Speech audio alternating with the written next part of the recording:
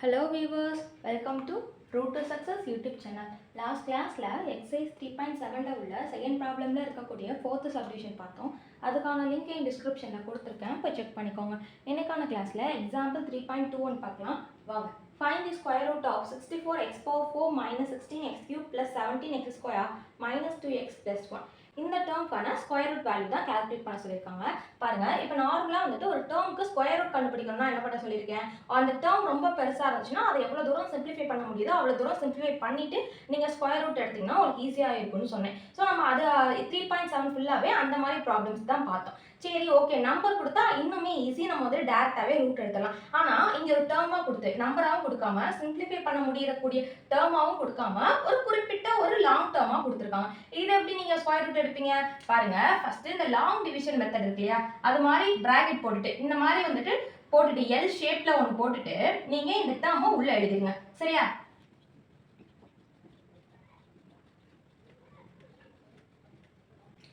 உள்ள எழுதியாச்சா? உள்ள எழுதுனதுக்கு அப்புறம் இந்த ஃபர்ஸ்ட் டேர்ம் இருக்குல்ல, இந்த ஃபர்ஸ்ட் டேர்முக்கு மட்டும் நீங்க ஸ்கொயர் ரூட் எடுங்க. 64க்கு ஸ்கொயர் ரூட் எடுத்தா என்ன, அதாவது ஃபர்ஸ்ட் டேர்ம் என்ன இருக்கு, ஆக்சுவலா 64x4 தானே இருக்கு. இப்போ இந்த 64x4க்கு நீங்க ஸ்கொயர் ரூட் எடுங்க. 64க்கு ரூட் எடுத்தோம்னா 18 கிடைக்கும். ஏன்னா 8 ஸ்கொயர் வேல்யூ தானே 64. அப்ப 64க்கு ரூட் எடுத்தோம்னா 18 கிடைச்சிடும். இப்போ x4 இருக்கு, இதுக்கு எப்படி ரூட் எடுப்பீங்க, ஒரு டேர்ம் ஒரு வேரியபிளோட பவர் வந்துட்டு சம்திங் ஏதோ ஒன்று இருக்கு, அதுக்கு நம்ம ரூட் எடுக்கிறோம் அப்படின்னா அந்த வேரியபிளோட பவரை 2ஆல டிவைட் பண்ணாலே அந்த வேரியபிள் ஸ்கொயர் ரூட் வேல்யூ தெரிஞ்சு போயிடும். அப்ப இதோட பவர் என்னது, 4. இந்த பவரை ஏதாவது டிவைட் பண்ணனும் 2ஆல.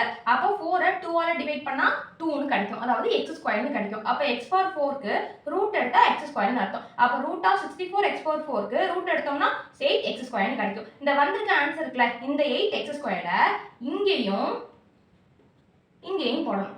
சரியா? 8x², 8x². இப்போ மல்டிப்ளை பண்ணி பாருங்க. 8 × 8 64, x² × x², x4. இப்போ கேன்சல் பண்ண வேண்டியதான். நான் என்ன சொல்லியிருக்கேன், நம்ம வந்து 3.3 3.2ல இந்த மாதிரி ப்ராப்ளம்ஸ் பார்த்துருப்போம். அது வந்து டிவைசர் டிவைடன் கொடுத்து நம்ம டிவைட் பண்ண சொல்லியிருப்பாங்க. ஆனால் இங்கே ஒரே ஒரு டேர்ம் மட்டும் கொடுத்து ஸ்கொயர் ரூட் எடுத்து சொல்லியிருக்காங்க. ஸோ நம்ம அந்த எக்ஸசைஸ்லேயே பார்த்துருப்போம். இந்த மாதிரி ஒரு டேர்ம் வந்துச்சுன்னா இந்த டேர்மை கேன்சல் பண்ணுறதுக்காண்டி நம்ம சிம்பிளை சேஞ்ச் பண்ணுவோம். பிளஸ் இருந்தால் மைனஸ், மைனஸ் இருந்தால் பிளஸ். இந்த டேர்ம்ல எனக்கு பிளஸ் இருக்கு, அதனால நான் மைனஸ் போட்டுக்கிறேன். அப்போ 64x4 மைனஸ் 64x4 கேன்சல் ஆயிடும். நெக்ஸ்ட் என்ன பண்ணணும்னா, என்ன பண்ணுவோம், ஆக்சுவலாக நார்மலாக என்ன பண்ணுவோம், இந்த டேர்மை கீழே இருக்கும். அதே மாதிரி இறக்கியாச்சு, மைனஸ் 16x3. ஆனால் ஸ்கொயர் ரூட்டை பொறுத்த வரைக்கும் அடுத்து ஒரு டேர்ம் மட்டும் இறக்கக்கூடாது, 2 டேர்மே இறக்கணும். அதுக்கடுத்து என்ன டேர்ம் இருக்கு, பிளஸ் 17x² இருக்கு. சரி, ஓகே, நீங்க வந்துட்டு ரெண்டு டேர்மா இறக்கணும்னா ஃபர்ஸ்ட் ஏன் நீங்க 2 டேர்மா இறக்கல அப்படின்னு சொல்லி கூட நீங்க கேட்கலாம். அதே இறக்கலைன்னா நல்லா கவனிங்க, லாஸ்ட்ல இருந்து 2 டேர்மா பிரிச்சுக்கோங்க. 1 2 இது ஒரு டேர்ம், 1 2 இது ஒரு டேர்ம். இங்க ஒரு டேர்ம் இருக்கு, இதுக்கு முன்னாடி இன்னொரு டேர்ம் இருந்துச்சுன்னா அது ரெண்டையும் சேர்த்து எடுத்துக்கணும். ஆனா இங்க ஒரு டேர்ம் இருக்கனால நான் ஒரு டேர்ம் மட்டும் எடுத்துக்கிறேன். சரியா? அப்ப 2 டேர்மா தான் நீங்க பிரிச்சு அது தனித்தனியா இருக்கணும். அப்ப இந்த 2 டேர்மே சேர்த்து ஒரு டேர்மா தான் நீங்க கன்சிடர் பண்ணணும். அதுக்கு அடுத்து இந்த 2 டேர்மே சேர்த்து ஒரு டேர்மா கன்சிடர் பண்ணி தான் அதுக்கு அடுத்து எடுக்கணும். சரியா? இப்போ இதுக்கு எப்படி நீங்க ஸ்கொயர் ரூட் எடுப்பீங்க பாருங்க. இங்க 64க்கு நீங்க 8 ன்னு எடுத்துக்கிட்டீங்க. அப்ப 16க்கு 4 ன்னு எடுக்கணுமா அப்படின்னு கேட்டா அப்படிலாம் எடுக்கணுங்கிற அவசியம் கிடையாது. இந்த 8 இருக்குல்ல, இந்த 8 என்ன தெரியுமா பண்ணணும், 2ஆல மல்டிப்ளை பண்ணணும். இங்க 8 ன்னு இல்ல, எந்த நம்பர் இருந்தாலும் அந்த நம்பரை 2ஆல மல்டிப்ளை பண்ணணும். அப்ப 2 × 8 என்னது 16. அந்த 16 இங்க போடுங்க. 16 பக்கத்துல என்ன வேரியபிள் இருக்கு, x², அதை அப்படியே போடுங்க. சரியா? x² போட்டாச்சு. இப்போ இந்த இடத்துல 2 டேர்ம் இருக்கு இல்லையா, அப்ப 2 டேர்ம் இங்கேயும் எனக்கு வந்தா தான் என்னால மல்டிப்ளை பண்ண முடியும். சரி, 16x² ஃபர்ஸ்ட் போட்டாச்சு. நெக்ஸ்ட் உள்ளதை எப்படி போடுறது பாருங்க. இந்த உள்ள டேர்ம் இருக்குல்ல, இதை மேல போட்டுக்கோங்க, மைனஸ் 16x3. இந்த வெளியில உள்ள டேர்மை டிவைடட் பை கீழே போட்டுக்கோங்க, 16x². இப்போ கேன்சல் பண்ணுங்க. கேன்சல் பண்ணோம்னா நமக்கு x ன்னு கிடைக்கும், அதாவது மைனஸ் x ன்னு கிடைக்கும், சிம்பிளோட சேர்த்து எடுத்தோம். அப்போ இந்த மைனஸ் x தான் இங்கேயும் போடணும், இங்கேயும் போடணும். சரியா? மைனஸ் x போட்டாச்சா? இப்போ மல்டிப்ளை பண்ணலாமா, 16x² இன்டூ மைனஸ் x. அப்போ மைனஸ்ல தான் நம்மளுக்கு ஆன்சர் வரப்போகுதுன்னு தெரிஞ்சு போச்சு. அப்போ 16x² இன்டூ x என்னது, 16x3. ஓகேவா? இப்போ next minus x into minus x plus x².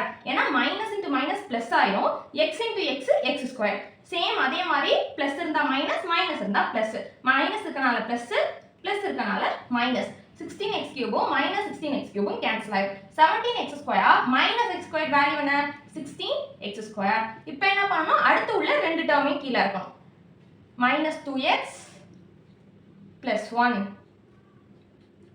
இப்போ வெளியில என்ன எழுதணும், எப்படி நம்ம வந்துட்டு இந்த இடத்துல நம்ம 2ஆல மல்டிப்ளை பண்ணோமோ அதே மாதிரி இங்கேயும் நம்ம 2ஆல மல்டிப்ளை பண்ண வேண்டியது. ஃபர்ஸ்ட் எனக்கு 8 ஸ்கொயர் மட்டும் இருந்துச்சு, அதனால நான் அதை 2ஆல மல்டிப்ளை பண்ணி 16x ஸ்கொயர்னு மட்டும் எழுதினேன். இப்போ 2 டேர்ம் இருக்கனால 2 டேர்மையுமே நான் 2ஆல மல்டிப்ளை பண்ணணும். 2 8 are 16x squared minus 2x வந்துட்டு வருமா, ஏன்னா minus X into 2 minus 2x.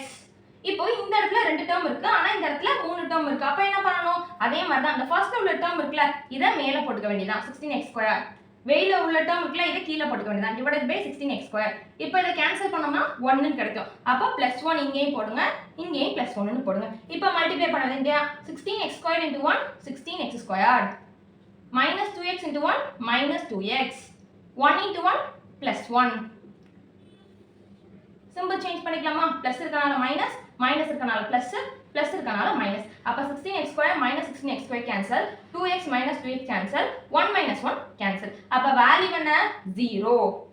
0 வந்துட்டாலே நம்மளுக்கு ஆன்சரும் வந்துட்டதா தான் அர்த்தம். அப்போ நம்மளுக்கு ஆன்சர் 0 வந்துருச்சு அப்படின்னா ஆன்சர் என்னவா இருக்கும், இந்த மேல இருக்கு பத்தியா இதுதான் நம்மளோட answer. 8x square minus x plus 1 தான் நம்மளுடைய ஆன்சர். அதாவது square root of this term is equal to 8x square minus x plus 1. சரியா, அப்போ என்ன வரும், therefore square root of 64x power 4 minus 16x cube plus 17x square minus 2x plus 1 is equal to என்ன answer கண்டுபிடிச்சோம் 8x square minus x plus 1.